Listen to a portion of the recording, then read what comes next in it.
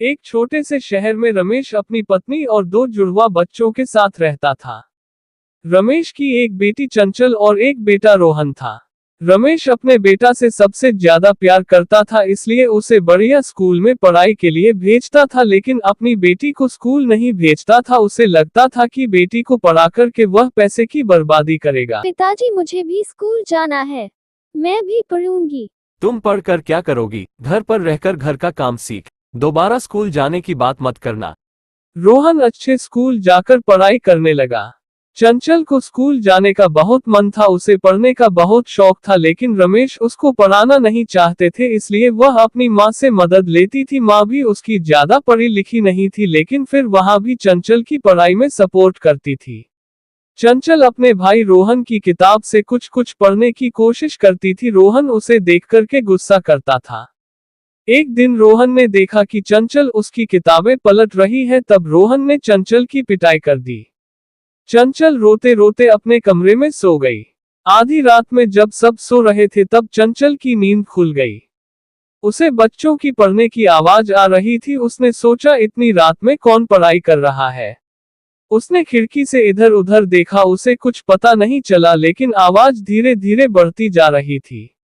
चंचल सोच रही थी, आधी रात में कौन टीचर और बच्चे पढ़ रहे हैं। वह घर से बाहर आकर देखने लगी।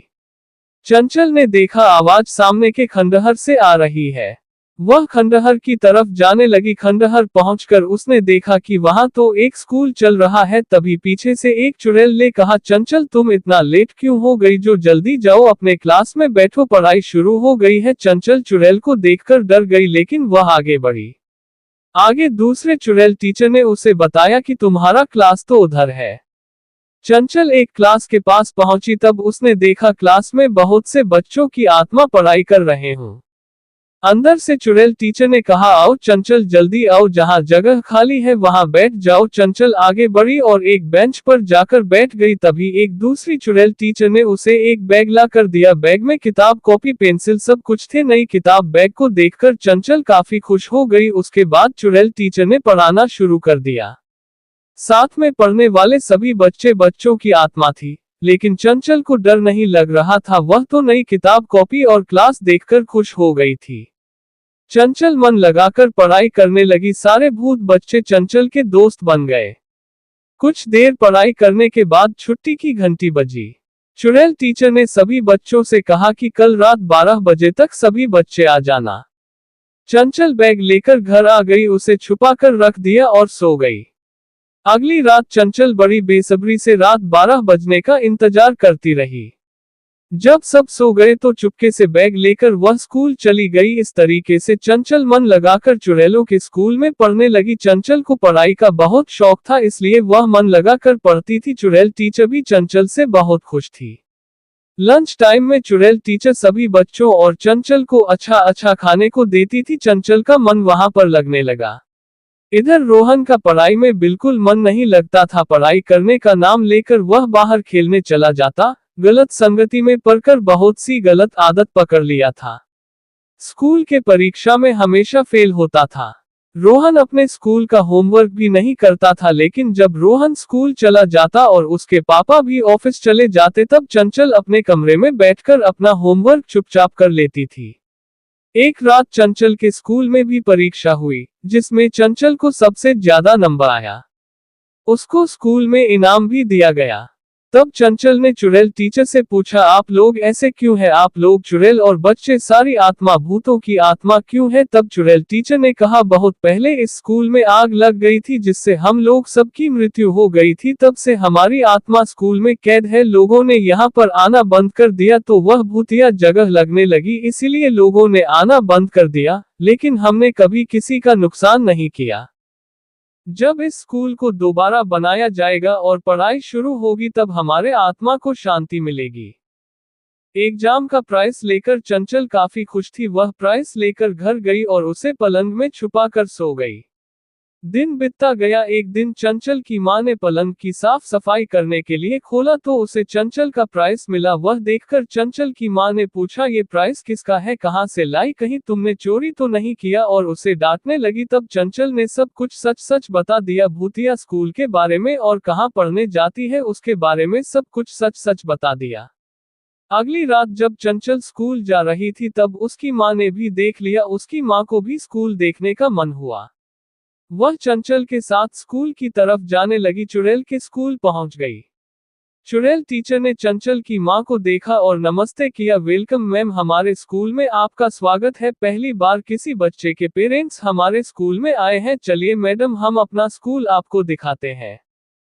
चंचल की मां को डर तो बहुत लग रहा था, लेकिन चुड़ैल टीचरों के व्यवहार से उसका सारा डर जाता रहा। वह चुड़ैल टीचरों के साथ पूरे स्कूल में घूमी। देखा बहुत सारी टीचर बहुत सारे बच्चों को पढ़ा रहे हैं। सारे बच्चे बच्चों की आत्माएं हैं और टीचर टीचर की आत्माएं हैं, क्योंकि चंचल ने अपनी मां को सारी कहानी बता दी थी। ये टीचर आत्मा कैसे बने।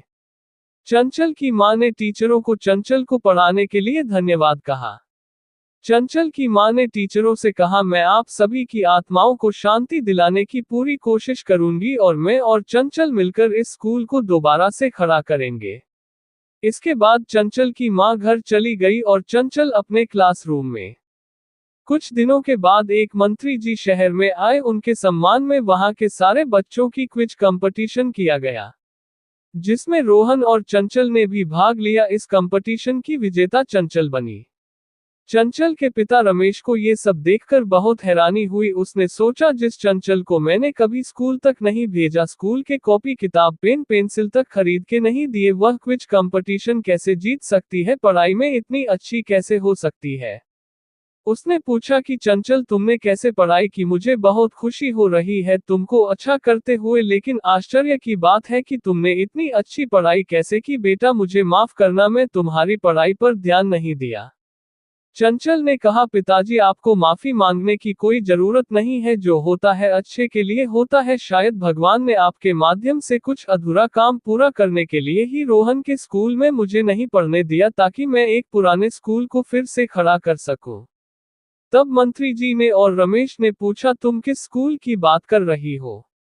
तब चंचल ने सबको सच सच बता दिया और कहा कि वह स्कूल में जो चुड़ैल है वह अच्छी है और वह अपनी आत्मा की शांति चाहती है। आप लोग सहयोग करेंगे तो उनकी आत्मा को शांति मिल जाएगी और हमारे पास एक अच्छा स्कूल भी बन जाएगा।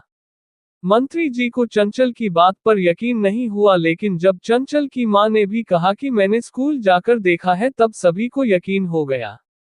अगली रात मंत्री जी और बहुत सारे लोग उस स्कूल में गए जहां सभी का चुड़ैल टीचरों ने स्वागत किया। सभी को स्वागत में फूल के गुलदस्ते गिफ्ट किया और कहा, मंत्री जी आप बहुत अच्छे हैं, हमें लगता है कि हमारी आत्माओं को मुक्ति का समय आ गया है। मंत्री जी देखकर बहुत भावुक हो गए और कहा, ये सब हमारी गलती है। अगर हम लोगों ने समय पर इस स्कूल को दोबारा से खड़ी करने की कोशिश की होती, आपकी आत्माओं को इतना भटकना नहीं पड़ता।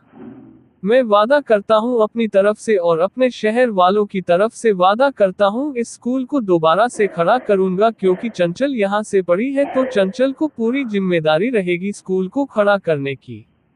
उसके बाद मंत्री जी शहर वालों और चंचल की मदद से स्कूल को दोबारा से शुरू किया गया। दोबारा से साफ सफाई करके स्कूल को शुरू किया गया। सभी लोगों का डर चला गया, बच्चे स्कूल आने लगे। धीरे धीरे कर सभी आत्माओं को शांति मिल गई और चंचल की समझदारी के कारण स्कूल का नाम चंचल के नाम पर रखा गया, चंचल का स्कूल। इस कहानी से हमें सीख मिलती है कि पिता को कभी अपने बच्चों में भेदभाव नहीं करना चाहिए और बच्चों को पिता की इच्छाओं का सम्मान करना चाहिए और लगन और मेहनत से किसी भी लक्ष्य हासिल किया जा सकता है।